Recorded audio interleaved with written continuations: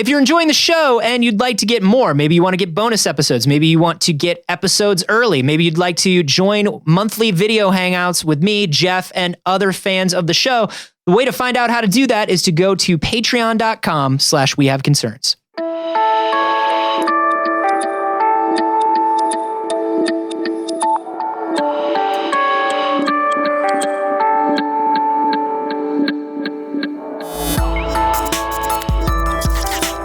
Second only to Batman Returns, the greatest Batman movie, and maybe best Christmas movie. Whoa! Let's not even get into that. This is We Have Concerns. Hi, Jeff Cannata. Hi, Anthony Carboni. Hello, concerned citizens. I want to tell you a story as old as time. Well, 1902. It was back in 1902. Song as old as rhyme? Yeah. This is a this is a fascinating story that I think if you are one of our libertarian listeners or you have aspirations to libertarianism, maybe you perk up on this one. Yeah? Because this is a story about regulation, maybe. Story about in 1902. Jeff, the free market regulates everything. Oh, right. The invisible hand will balance everything out. Yeah. Everybody just perked up like, a story about regulation? Ooh, I'm glad I tuned in today. Oh, it's the Phantom Menace of episodes of this podcast. Back in 1902, there were few, if any, regulations on our food. No. We didn't know a goddamn thing. Here's what we knew about food in 1902. Don't leave it out. Yeah, try not to. Try not to leave it out. But it goes bad. Yeah. When does it go bad? I don't know. Soonish? Also, if you buy stuff from people, just hope that it's the thing you actually purchased. Yeah. Sometimes you'll buy a food and they'll be like, oh no, this is food. Yeah, definitely food. You wanted food, right? But it doesn't move like that food should. Like it's you're supposed to be a liquid, but it doesn't move like a liquid. Yeah, no, food though. I'm supposed to drink it, but I need to chew it. That's all I'm saying. Definitely milk. So give me money. Brown? Yeah. All right. It's like how eggs are different colors. Oh. Yeah. These are the brown eggs of milk. This is cage-free milk. Cage-free, thank goodness. The milk is allowed to, because we have that now. Literally every animal is cage-free right now. It's true. All the eggs are brown. We haven't even gotten to cages. We haven't even gotten to cages. Right now, we just put children in cages when they don't work. So, for example, people might try to sell you olive oil, and it was actually cottonseed oil. Well, that still happens. Yeah, 90. Well, 90. Not cottonseed. Not cottonseed oil, but 90% of the olive oil that there was a whole big thing like a couple years back. 90% of the olive oil that we have that's listed as olive oil. Yeah. When you look at the back, it's like a mixture. Like there's the tiniest bit of olive oil, and then it's mostly some other kind of oil. It's mostly cottonseed oil. Mm-hmm. It's sold by hobos that hop on trains. They put the cottonseed oil in their bindles. Yeah, those guys are crafty. They'll take a pie right out of your windowsill, and they'll leave cottonseed oil as payment. They think that works. No, it doesn't. Anyway, so 1902, not a good time for eating things and not being poisoned. And luckily, a fella by the name of Harvey Washington Wiley was on the case. He, a professor at Purdue University, decided to petition the government, to petition the United States Congress for funding to study poisons and how them being in food might affect us, so as to what type argue of for regulation.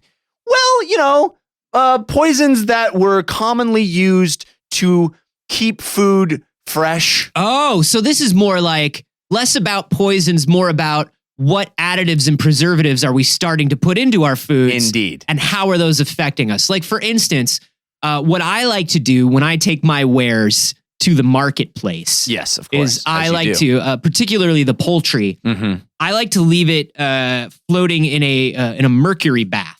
Right. Because it leaves the food looking shiny and glistening and new. And just that moisture that you want. Nothing has a sheen like mercury. Nothing has a sheen like mercury is my slogan. I don't understand. Carboni Farms. Nothing has a sheen like mercury. Cage-free mercury. Slides right down. The mercury's allowed to flow free. Oh, we don't want to put a cage on the mercury. We just run around. No, we run around barefoot and carefree through the mercury all day. That's why Carboni Farms. It's pastoral. It's beautiful. Yeah, it's more like Carboni Swamp, but it's like a mercury swamp. It's like a mercury swamp. It's like a video game level. Anyway, so Mr. Wiley here, he petitioned Congress and they granted his petition, gave him $5,000 to conduct a series of experiments. Which in 1902 was $13.8 billion. Yeah. So there was still a lot of government overspending. So libertarians maybe take that into consideration as well. Counter-argument. Yeah. He got $5,000 to subsidize an experiment where he asked for volunteers. He got 12 volunteers that he proceeded to poison every day for a year. Like my wife and I are doing to each other. Yeah, it was a marriage experiment. And we secretly, we don't say it, but I know, and she knows, and she knows that I know, and I know that she knows.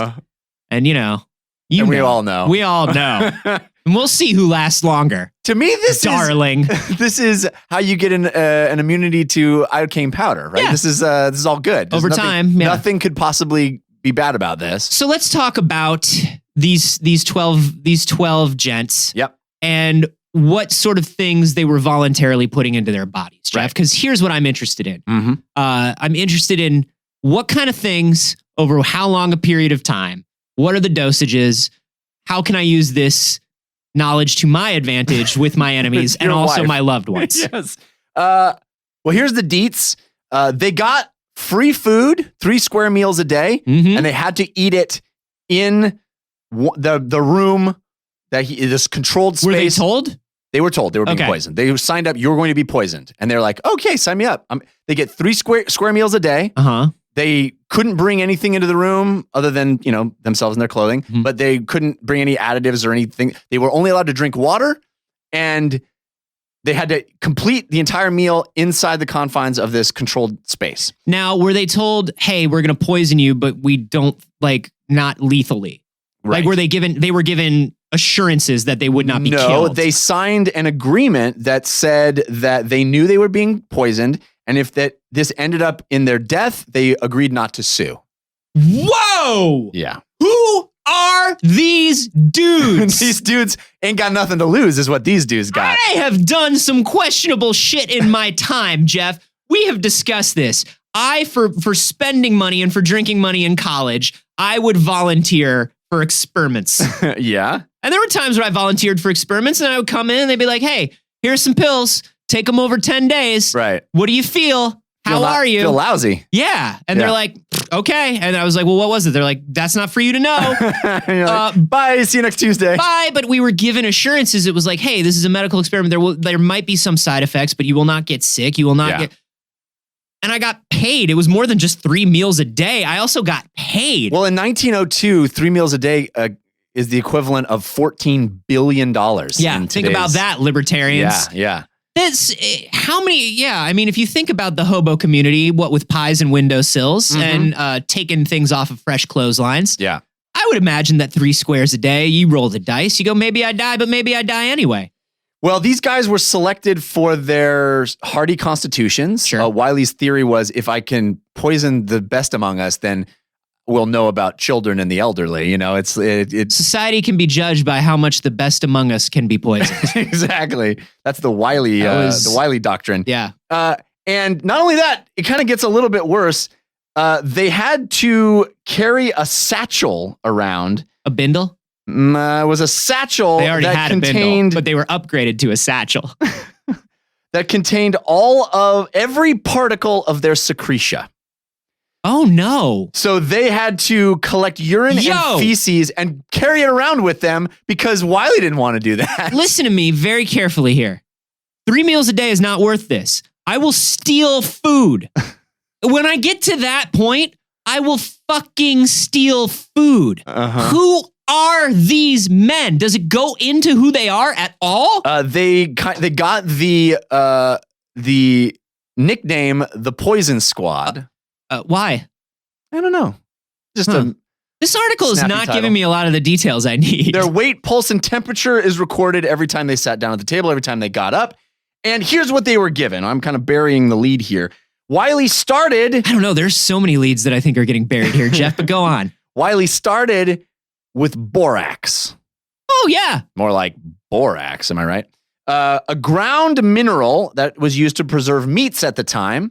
Yeah. And he he suspected it was poison. And turns out, guess what? It's poison. Now, what made people decide, having not tried borax, having no knowledge about borax? Mm-hmm. I guess my question is, what makes you look at borax and look at food and having no idea what borax is or what it's going to do? Why do you look at it and go, well, clearly this is a food preservative? Why borax and not, I don't know, fucking anything else in the world? It was effective. Effective how? I mean, it preserved food, right? They put it on meat and the meat didn't rot. Wow. That's how you know it works. When the meat doesn't rot. And I mean, I guess technically, they're right. That's a good preservative. Carboni Farms way. Yeah. When the meat doesn't rot, you know it works. Yeah. Listen, here's the way we prepare everything at Carboni Farms. First of all, it's cage-free. Only our children are in cages. Right. That's a promise. As it should be. As it should be, the way the good Lord wanted, the way simple, kind country folk have always done. Let your animals run free, cage your children. It's in the Bible. Look it up. There's no screaming from the animals. The animals are merely scream adjacent. That's right. The mercury flows free. Everything gets bathed in mercury for days. For sheen. Then a slight dusting of borax.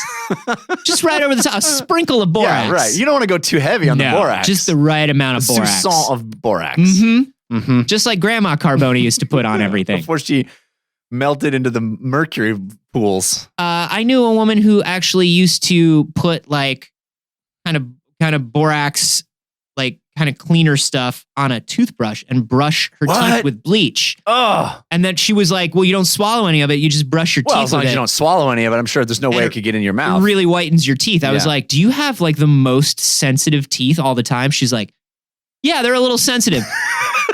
But they're very white. Because I think I had complimented her because she did. She had this perfectly straight, very white smile. It was somebody that I worked with, and I was like, and I had at the time. Oh yeah, I feel great. I love how it feels on my teeth. At the time, I had feels so good. Basically drug user teeth. You know what I mean? I had drug user teeth. I hadn't been to the dentist. I had been putting things in my body that I shouldn't have been, and I was just like, you have very lovely teeth. And she told me her secret, and I was like, you can't listen. You can't do that. I've done dumb things. I've put some dumb shit in my body. Yeah. But I know not to brush my teeth with bleach. Well, half of one, six a dozen of the other. I guess. That's the Carboni. That's the Carboni organizational system. Hey, something's gonna kill you. Carboni Farms. We'll give you 6 dozen of one, a half of another. So here's what they did. Yeah, give me a rapid fire. Rapid fire. 10 to 20 days of just plain eating no poison to get a baseline. Then every single day at every single meal, 7.5 grams of borax in their mostly in their butter. What did the guys do? They stopped adding butter to things real quick. And Wiley was like, fuck. I bet you would, because your body would develop an aversion, right? Even if you didn't know where the poison was, even if you couldn't taste it. That's exactly what they found, is that the body would decide that it's being poisoned. And so they would just sort of I don't feel like butter anymore. They didn't know that it was in the butter, but it was in the butter. I don't like butter. It makes me sick. Yeah. Yeah. Huh. Then he took it out of the butter and put it in their drinks and everything. And at a certain point, the guys kept eating it until at 6 months in, they all threatened to go on strike unless the slow drip of poison stopped. What are you signed up for a slow drip of poison? If you don't want it anymore, stop eating there. You are the poison boys or whatever. Poison squad doesn't want to get poisoned. It fucking sucks. Yeah, no shit, poison boys. They were nauseated. They had dizziness. They threw up all the time. Yeah, they were poisoned. They were poisoned. So Wiley was sensitive to that, said, okay, no more borax. He moved on to salicylic acid. No. Sulfuric acid. No. Sodium benzenate and other additives, administering each one at a time all across the menu to figure out what the response would be. And so what made them the most sick? What did they notice? What did they not notice? Give me these results, Jeff. At one point, one of the colleagues had a drink laced with quinine. Yeah. Excuse me. He went home. He said in a letter, he went home and prepared to die in the interest of science.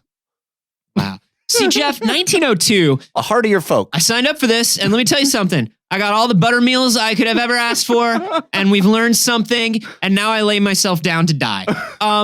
This comes at a very interesting time that I really love. It's like the mid to late 1800s to like the early 1900s. That it's the gentleman scientists, where it's like I'm rich landed gentry.